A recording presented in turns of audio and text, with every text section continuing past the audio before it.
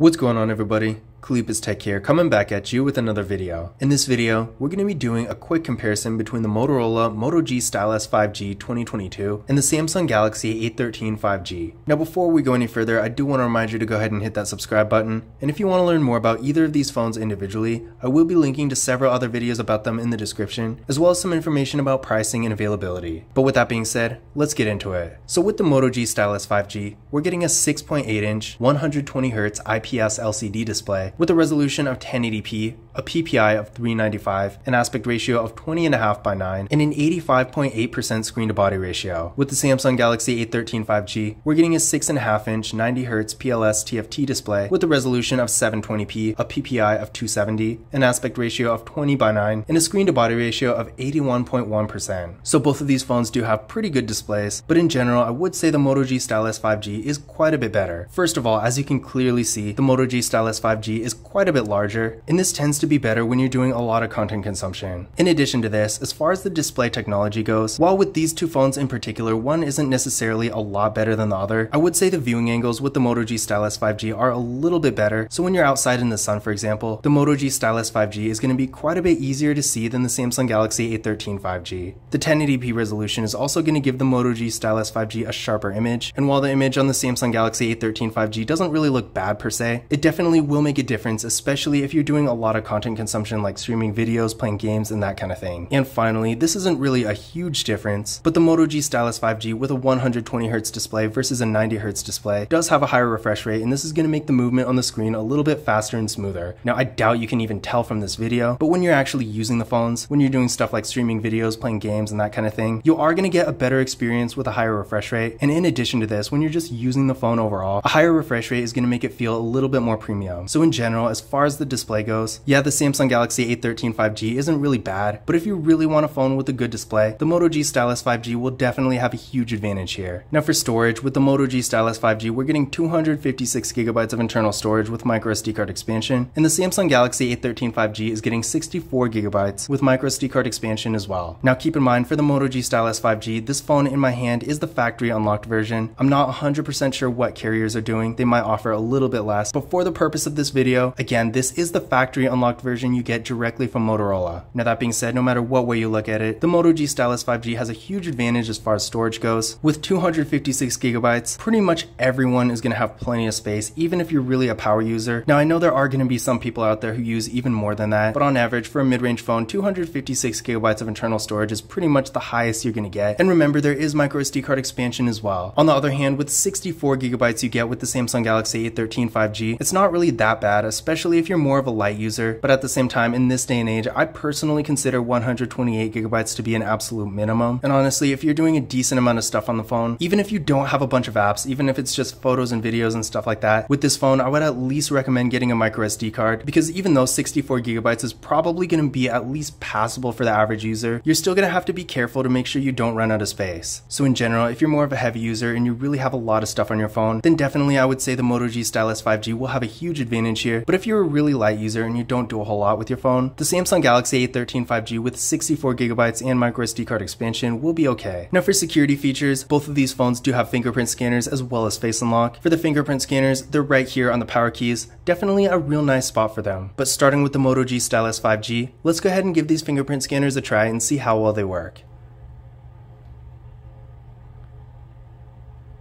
There we go, one more time. And there we go. Moving on to the Samsung Galaxy A13 5G. There we go, one more time.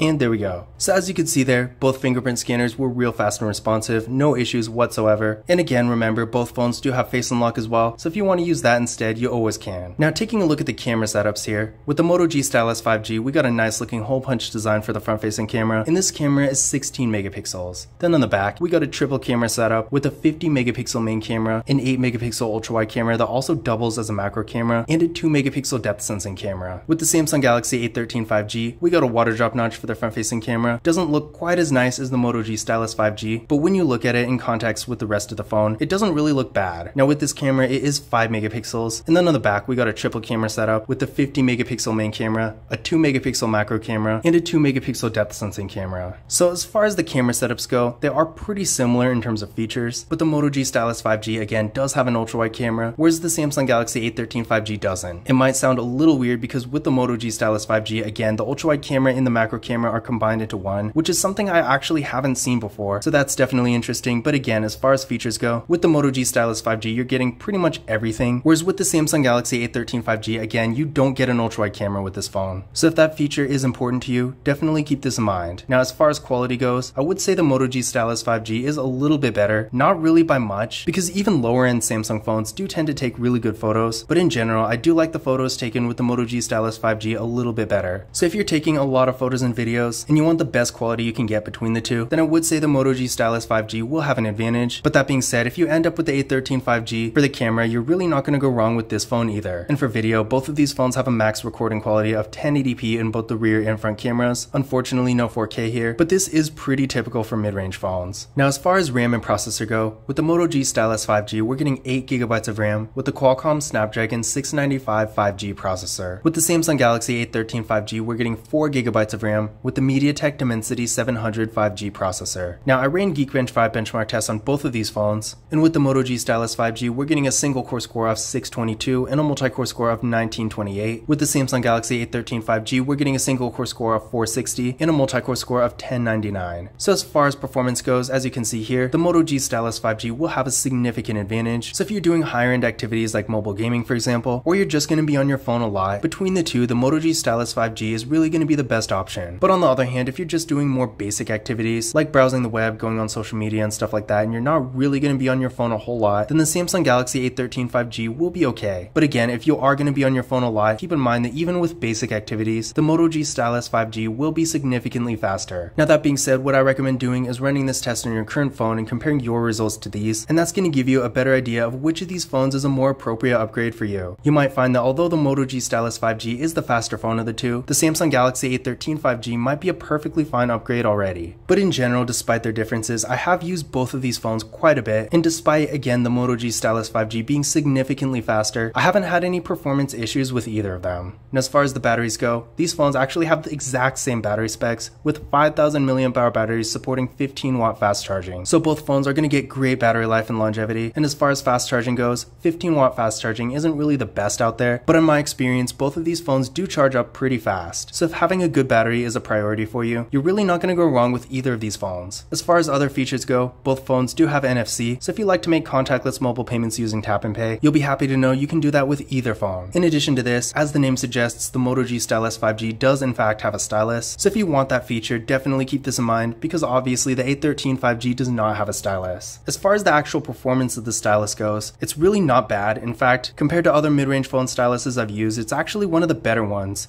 It's quite a bit more responsive, although keep in mind, compared to something like a Samsung Galaxy S22 Ultra stylus, it's not going to be nearly that good, so don't expect to be able to do any real art on this. But that being said, if you want to take handwritten notes or anything like that, it's going to be perfectly fine for that kind of activity, and if you're just using it to navigate through the phone or maybe play a game or something like that, it will be perfectly fine for that as well. But in conclusion, which of these phones is better? In general, in pretty much every way, I would say the Moto G Stylus 5G is a significantly better device. It has a much larger display with a 1080p resolution versus a 720p, so you're going to get a much sharper image on it. It also has a higher refresh rate, which is going to give you a better experience when you're doing stuff like streaming videos and playing games. Again, the viewing angles are also a little bit better, so if you're outside in the sun, the Moto G Stylus is going to be a lot easier to see. The Moto G Stylus 5G also has a lot more storage, a camera setup that not only takes better photos, but also has an ultra-wide camera, whereas again, the A13 5G doesn't. The Moto G Stylus 5G also has a much faster processor, and of course, again, as the name suggests, it does have a stylus. But that being said, while the Moto G Stylus 5G is definitely a much better phone, the Samsung Galaxy A13 5G for what it is really isn't bad either. The display, while not being as good, still looks decent. It does have a pretty good camera, NFC, 5G connectivity, and even though the processor really isn't that fast, for basic activities like web browsing and social media, it will be perfectly fine. So in general, if you want the phone with the best features, the best display, the best camera, and overall the best performance, the Moto G Stylus 5G will definitely be the better option between the two. But if you just want a solid 5G phone that it works, and maybe you're more of a light user and you don't need a ton of features or really high performance, the Samsung Galaxy A13 5G is still a good choice, and it's especially good if you can get a good deal on it. But this concludes my comparison between the Motorola Moto G Stylus 5G 2022 and the Samsung Galaxy A13 5G. Again, if you want to learn more about either of these phones individually, I will be linking to several other videos about them as well as some information about pricing and availability because this is always changing. But that's it for this video. If you enjoyed it and found it useful, be sure to give it a thumbs up and hit that subscribe button. Don't forget to follow Khalipa's Tech on Twitter and Instagram. And as always, I will see you in the next video.